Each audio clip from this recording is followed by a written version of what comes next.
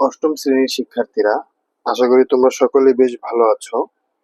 আজকের ভিডিওতে আমি তোমাদের গণিত বইয়ের অনুশীলনী 2.1-এর 17 এবং 18 এই দুইটা অঙ্কের সমাধান করব। এর আগের ভিডিওগুলোতে আমি 16 পর্যন্ত সমাধান করে রাখছি, তোমরা চাইলে সেই ভিডিওগুলো দেখে আসতে পারো। তো প্রথমেই চলো আমরা এই 17 নম্বর অঙ্কটার সমাধান করি।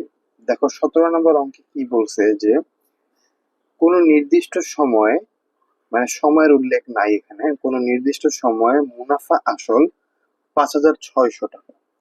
মুনাফা আসলের 5/2 অংশ। মুনাফা বার্ষিক শতকরা 8 টাকা হলে আসল ও সময় নির্ণয় করো। প্রশ্নটা আশা করি সবাই বুঝছো। জাস্ট এখানে কি সময়ের উল্লেখ নাই, মুনাফা আসল দেওয়া আছে, মানে মুনাফা এবং আসল দুইটা একত্রে 5,600 টাকা দেওয়া আছে। এবং প্রশ্নে আরো একটা তথ্য দেওয়া আছে যে মুনাফা আসলের 5/2 অংশ, অর্থাৎ আসল যা হবে মুনাফা তার 5/2 অংশ। আর বার্ষিক মানে মুনাফার হার দেওয়া আছে 8%। প্রশ্নে তো বলে দিছে সময় ও আসল নির্ণয় করো। তো চলো আমরা এটার সমাধান করি। তো যেহেতু আমি জানি না যে আসল কত টাকা, তো সেহেতু আমি আসলটাকে ধরে নিতেছি। ধরি আসল পি টাকা, তোমরা চাইলে কেউ ক টাকাও ধরে নিতে পারো। আসল সমান সমান পি টাকা ধরে নিলাম। এবং প্রশ্নে বলে দিছিল কিন্তু মুনাফা আসলের 5/2 অংশ, অর্থাৎ আসল যা তার 5/2 অংশ। তাহলে মুনাফা হইতেছে আসলের 5/2 অংশ, তাহলে আসল গুণ 5/2 টাকা। ক্যালকুলেশন করলে পিটা কিন্তু উপরে 2 এর সাথে গুণ হবে, তাহলে 2p ভাগ 5 টাকা। আর প্রশ্নে দেওয়া আছে কি মুনাফা আসল 5,600 টাকা, এটা কিন্তু প্রশ্নেই দেওয়া ছিল। তো এখন দেখো এইটা আসল, এই যে এটা হইতেছে আমার আসল এবং এইটা মুনাফা আসল। এই দুইটা যদি আমরা যোগ করে দিই তাহলেই তো মুনাফা আসল হয়। আবার প্রশ্নেও মুনাফা আসল দেওয়া আছে, তাহলে আমি প্রশ্নের মতো এভাবে লিখতে পারি না যে মুনাফা যোগ আসল সমান সমান মুনাফা আসল। এটা হইতেছে মুনাফা, এটা হইতেছে আসল, সমান সমান মুনাফা আসল প্রশ্নে দেওয়াই আছে। এবং এখান থেকে আমরা পি এর মান বের করি। তাহলে পি এর নিচে মনে মনে 1 আছে, 5 আর 1-এর লসাগু 5। 5কে যদি 5 দ্বারা, মানে ভগ্নাংশের যোগ করতেছি আমি এখানে, 5কে যদি 5 দ্বারা ভাগ করি তাহলে হবে 1, 1-এর সাথে 2p গুণ করলে হবে 2p, মানে 2p। আবার 5কে যদি 1 দ্বারা ভাগ করি, 5 × 5, মানে 5কে 1 দ্বারা ভাগ করলে 5 হয়, এবং 5-এর সাথে p গুণ করলে হবে 5p। নিচে 5 থাকলো। এই ভগ্নাংশের যোগটা আশা করি তোমরা বুঝো, তোমরা ছোটবেলায় এগুলো করে আসছো। তো সমান সমান 5,600, 2p যোগ 5p মানে 7p, আর নিচে 5 থাকলো, সমান সমান 5,600। এবার দেখো 7p এর নিচে যে 5 আছে, হ্যাঁ, এটা কিন্তু ভাগ আকারে আছে। তো সেটা পক্ষান্তর হয়ে দেখো এখানে আমি এটা গুণ আকারে লিখে ফেললাম। 7p সমান সমান 5,600 গুণ 5। এরপরে দেখো 7 কিন্তু আবার p এর সাথে গুণ অবস্থায় আছে 7। তাহলে 7 যেহেতু p এর সাথে গুণ অবস্থায় আছে, এটাকে আমরা পক্ষান্তর করলে এটা ভাগ হয়ে যাবে। অর্থাৎ দেখো আমি যদি টোটালটা ক্যালকুলেটরে উঠাই, অথবা তোমরা চাইলে 5,600-কে 5 দ্বারা গুণ করে এরপরে 7 দ্বারা ভাগ করতে পারো, অথবা কিছু কিছু অ্যাডভান্স ক্যালকুলেটর আছে যেগুলোতে তোমরা এটা পুরাটাই তুলতে পারবা, তুলে অ্যান্সার বের করতে পারবো। তো এটার অ্যান্সার হবে 4,000। অর্থাৎ আমার পি মানেই তো আসল, আমি আসল ধরে নিছিলাম, এই যে আসলকে আমরা পি টাকা ধরে নিছিলাম, সুতরাং আসল 4,000 টাকা। তো আমাদের আসল বের হলো, এখন আমাদের সময় বের করতে হবে। তার আগে দেখো আমাদের কিন্তু এখানে আসল বের হয়েছে। এবারে এই পাশে দেখো, একটু এখানে খেয়াল করো আগে, যে আসল তো 4,000 টাকা আমাদের প্রশ্নে, আমরা এটা বের করে নিছি। আর মুনাফা আমরা কি ধরে নিছিলাম, যে পি গুণ, এই যে এখানে দেখো পি গুণ 2 ভাগ 5 টাকা, অথবা এটাও লিখতে পারতাম, যেভাবেই করি না কেন একই অ্যান্সার আসবে। তো পি এর মান তো 4,000 টাকা বের হয়েছে, পি অর্থাৎ আসল, এর সাথে 2 ভাগ 5 যদি আমরা এটা ক্যালকুলেশন করি তাহলে কিন্তু আসবে 1,600 টাকা। অর্থাৎ মুনাফা হইতেছে 1,600 টাকা, এবং মুনাফার হার কিন্তু 8%। হ্যাঁ, 8%কে আমরা 8/100 আকারে লিখতে পারি।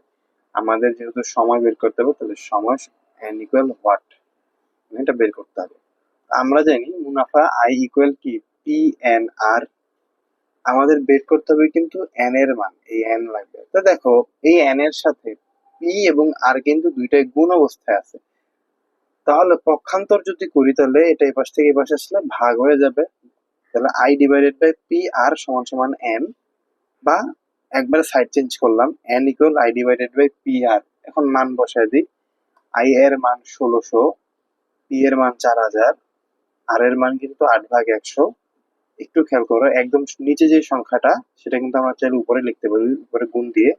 দেখো জাস্ট নিচের 100টা উপরে 100 গুণ করে লিখলাম, আর যা আছে তাই ঠিক থাকলো। এখন এটা টোটালটা যদি আমি ক্যালকুলেটরে বসাই, অথবা 1600-কে যদি 100 দ্বারা গুণ করে এবং 4000-কে 8 দ্বারা গুণ করে ভাগ করে দিলেই অ্যান্সার বের হয়ে যাবে। তো অ্যান্সার হচ্ছে 5। তার মানে আমার এন এর মান হইতেছে, সময় হইতেছে 5 বছর। সুতরাং সময় 5 বছর। এটাই হইতেছে তোমাদের 17 নম্বর অঙ্কের সমাধান। আশা করি তোমরা বুঝতে পারছো।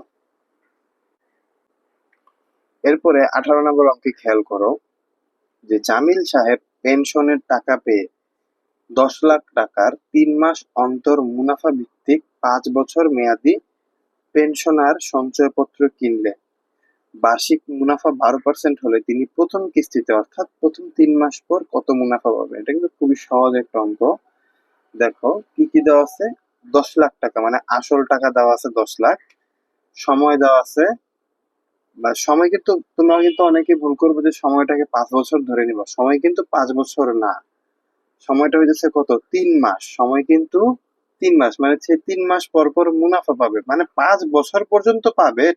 মানে এই 10 লাখ টাকার মুনাফা সে তো মোট 5 বছর পর্যন্ত পাবে। কিন্তু সে হইতেছে সঞ্চয়পত্রটা এমন ভাবে কিনছে যেন সে তাকে 3 মাস পর পর মুনাফা দেওয়া হয়, এবং মুনাফার হার হইতেছে 12%। প্রশ্ন হইতেছে 3 মাস পর অর্থাৎ সে প্রথম কিস্তিতে সে কত টাকা মুনাফা পাবে। তো দেওয়া আছে সময়, প্রথম সময় কি দেওয়া ছিল, 3 মাস। 3 মাস আমি যখন মুনাফার সূত্র দিয়ে অঙ্ক করব তখন কিন্তু আমার মাসে হিসাব হয় না, হিসাব হয় কিন্তু বছরে। 3 মাস, 3 মাসকে আমরা কি লিখতে পারি, 3/12 বছর।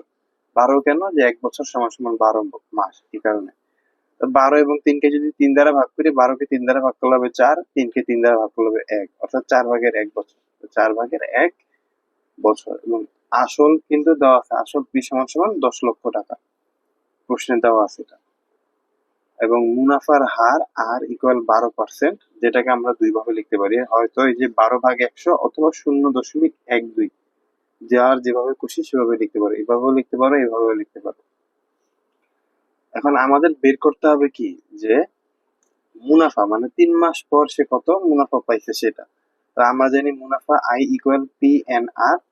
পি এর মান 10 লক্ষ টাকা, এন এর মান কত, এন এর মান তো আমার 4/1 বছর, এবং আর হইতেছে 0.12, অথবা তোমরা চাইলে এটাও লিখতে পারতা। এখন এই পুরোটা যদি আমি ক্যালকুলেটরে উঠাই তাহলে কিন্তু 30,000 টাকা আসবে। অর্থাৎ সে কে, এই জামিল সাহেব 3 মাস পর 30,000 টাকা মুনাফা পাবে। তো সুতরাং 3 মাস পর প্রাপ্ত মুনাফা 30,000 টাকা।